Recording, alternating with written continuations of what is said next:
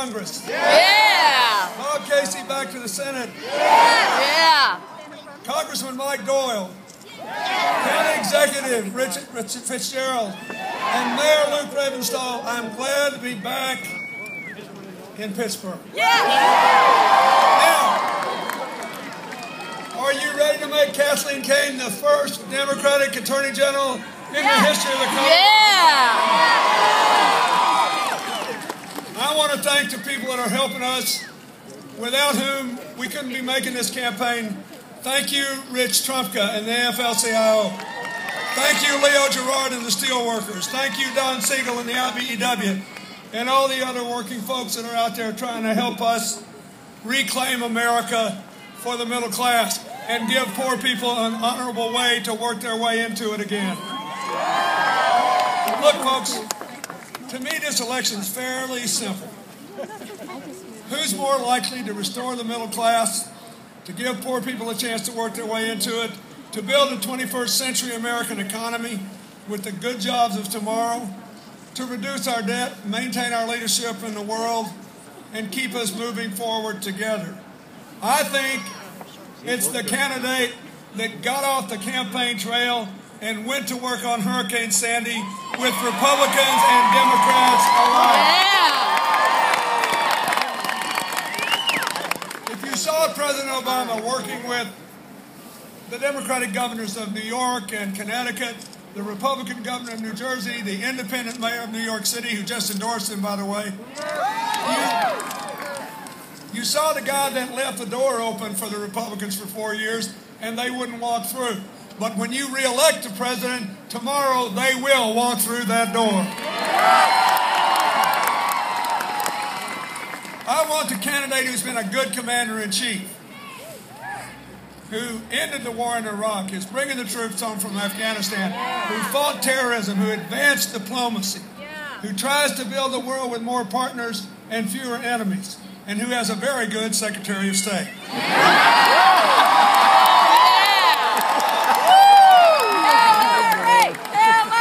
I want the candidate who got the endorsement of a self-described moderate Republican, General Colin Powell.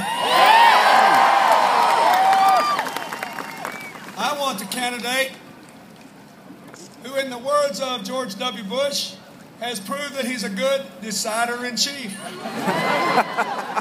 He decided to sign the Lilly Ledbetter Fair Pay Act. And he knows that equal pay for equal work is not just a woman's issue. Every two-earner household has a man there who wants his wife to get equal pay for equal work because it's better for the kids. And his opponent, who says he's a great decider, when he was asked in the second debate, well, would you have signed this bill? I mean, how hard is it? It's been a law for 2 years. The answer is yes or no. There's going to be a lot harder decisions than that waiting for the next president. What did he say? I did collect a lot of binders once.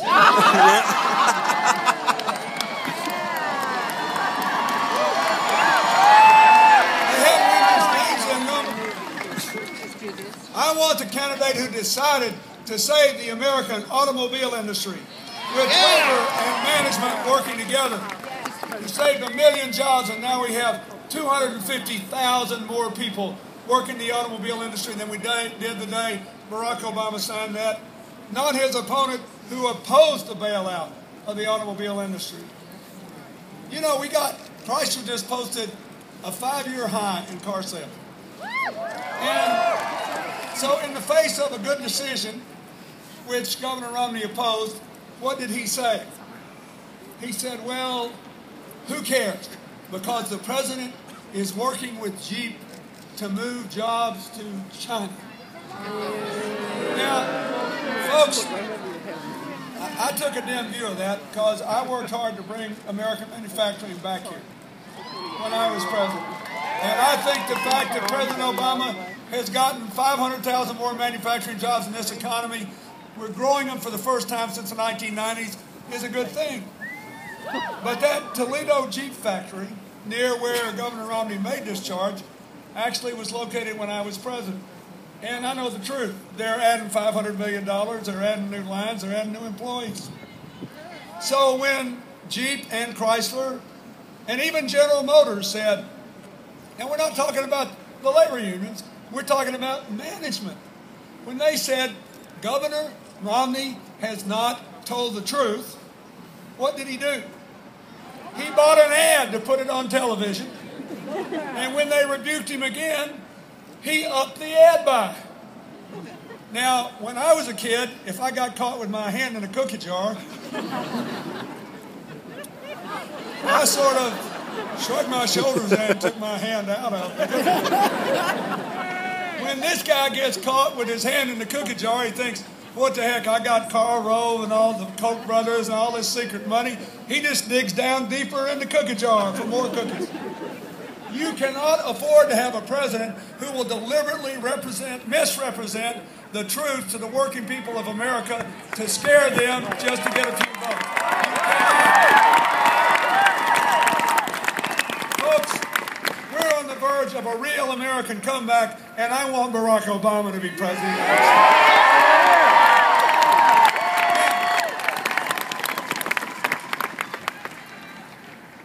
He took an American economy that was losing 800,000 jobs a month, put a floor under it, stopped us from going into depression, began the long road back.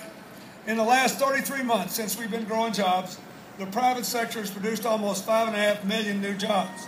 In the 7 years before the meltdown, under the same trickle-down economics that Governor Romney is running on today, the economy produced, literally in 7 years, 2.5 million private sector jobs. So Obama's winning better than 2-1 against the alternative. Don't go for the alternative. Let's rebuild a strong, middle-class, innovation-driven, shared prosperity America with Barack Obama. He's got a better economic plan. Look at Pittsburgh. Look at Pittsburgh. Given up for dead years ago. What did you have? You've got cooperation here. Cooperation between management and labor, cooperation between government and business, and foundations. You're building a whole new economy based on healthcare, nanotechnology, information technology, financial services, education. You're diversifying this economy by working together. That's what the president wants to do. He wants to invest in innovation and infrastructure and manufacturing.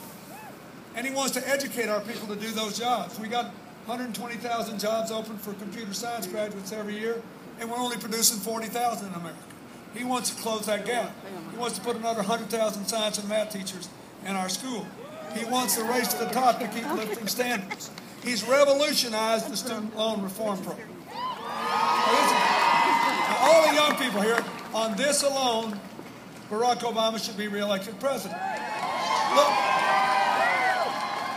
here's what's happened in the last decade. We're still near the top of the world in the percentage of our young people going to college. We have dropped to 15th in the percentage of our young adults with degrees. And you all know why, don't you? Because the costs went up, the economy went flat, people became terrified of borrowing more money. They thought they could never repay it. So President Obama and the Congress, thank you, Senator Casey, thank you, Congressman Cripp, thank you, Congressman Doyle, they changed the student loan program.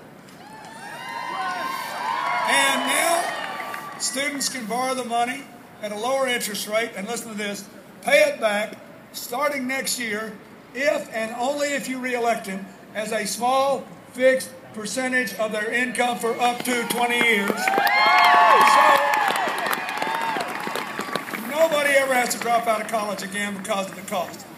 You realize what this means? Somebody wants to be a teacher in a poor school district in Pittsburgh, and they got a big debt. They can still do it for 4 or 5 years because their repayment will be determined by their salary, not the other way around.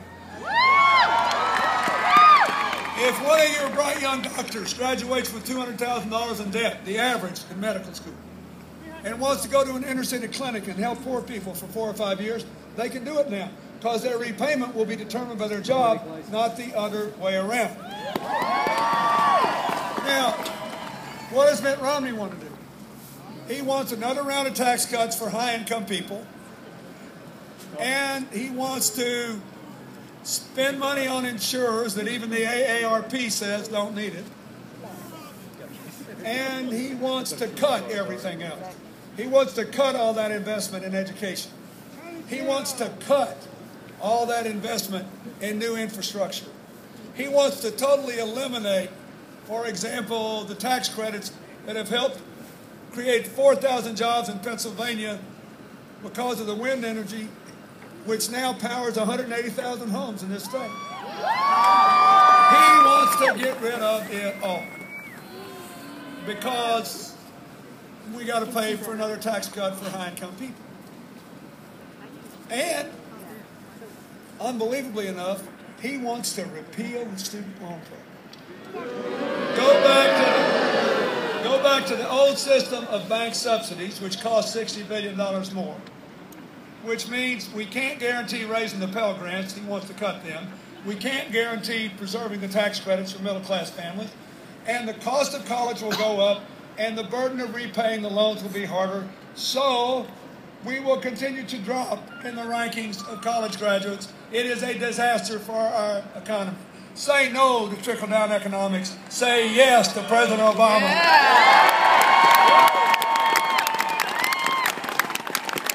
I want President Obama to be reelected because we need this health care bill for health care and economic reasons. Let me just say, because of the requirement that insurance companies spend 80 to 85% of your insurance premiums on your health care, we got $1 billion plus in refunds this year. Over 575,000 Pennsylvania families got refunds on their health insurance. When's the last time that happened to you? 3 million young people, 25 through 19, are on their parents' policies for the first time. Next year, if, but only if, the president is reelected, 30 million people will be able to afford health insurance for the first time, a lot of them with pre-existing conditions. And a lot of women, for the first time, will be able to take advantage of a law that says you cannot charge a woman more than you charge a man for the same health insurance. Now, this is a huge economic issue. You want wages to go up again? You sick of years of flat wages? 2 weeks ago, there was a big front page headline in USA Today that said, health care reform is spurring innovative efforts to control costs, and it's a good thing because rising health care premiums, which went up at 3 times the rate of inflation, are a big reason that nobody got a pay increase in the last decade. If you want a pay increase, you better vote for Barack Obama for President of the United States. Romney wants to repeal the law. Let the insurance pricing go back to the way it was. Let the premiums explode. Make it harder for people to get pay raises. Take 8 years off the life of the Medicare Trust Fund. And cut Medicaid by 1/3 over a decade. Now, every person, not just Democrats, every American should be appalled by this. The idea of cutting Medicaid by 1/3 to give high-income people like me and Governor Romney and President Obama another tax cut. Why? Because Medicaid funds health insurance for lower-income children, most of them in working families. Their parents can go to work and be productive every day because they don't have to worry themselves sick that their kids will not be able to see a doctor or something happens to them. Because Medicaid funds nursing home care for seniors on Medicare that have spent their life savings and don't have any other place to turn. Who's going to decide in Pennsylvania whether Aunt Mary or Aunt Maud gets kicked out of the nursing home if the Romney plan passes to pay for another tax cut? And finally, Medicaid funds health insurance for families, many of them with solid middle-class incomes, who have children with disabilities, children with autistic conditions, children with cerebral palsy, children with developmental disabilities. Do you think it is right to cut their health care and throw their parents into bankruptcy to give another tax cut? If you don't, you better vote for Barack Obama for president tonight. Now look, let's be fair. What's Governor Romney's plan? Elect me. I know you're disappointed about something. Elect me. I look good, sound good. And if you elect me, people will be so happy we're going to get 12 million new jobs. Pay no attention to the fact that I'm going to do exactly what got us in trouble in the first place. Another round of tax cuts for high-income people. Weaken the financial regulations that have given us the best capitalized banks in 20 years now. Thank you, President Obama. And forget about all that. Just vote for me. I fix things.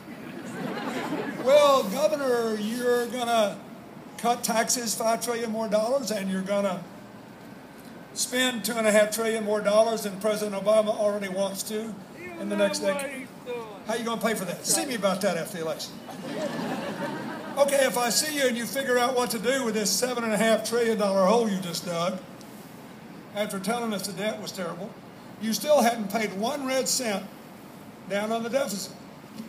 You're not going to do it. Obama's got a plan to reduce the debt by $4 trillion, and it's based on arithmetic.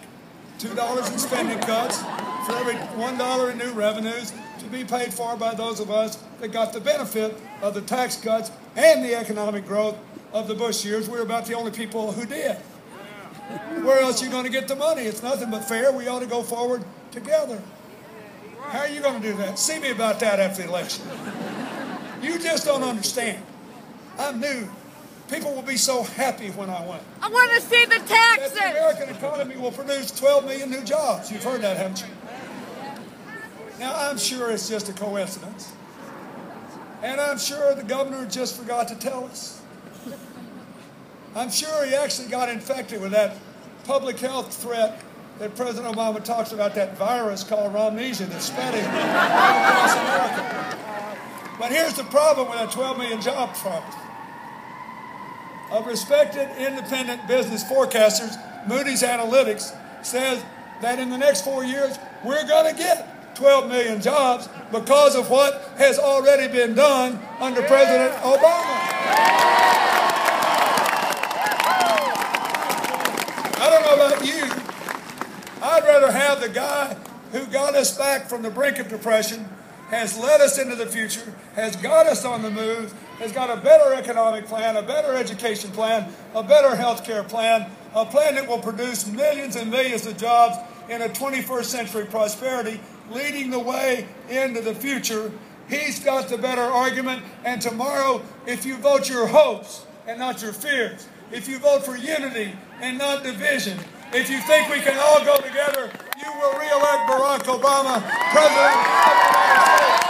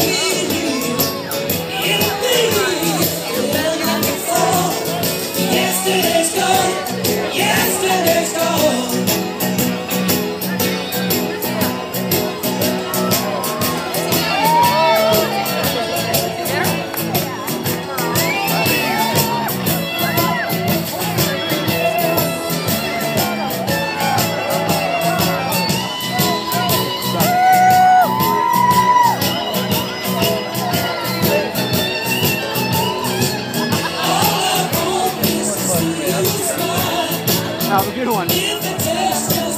Oh, hey. Hey, Fred, how you doing?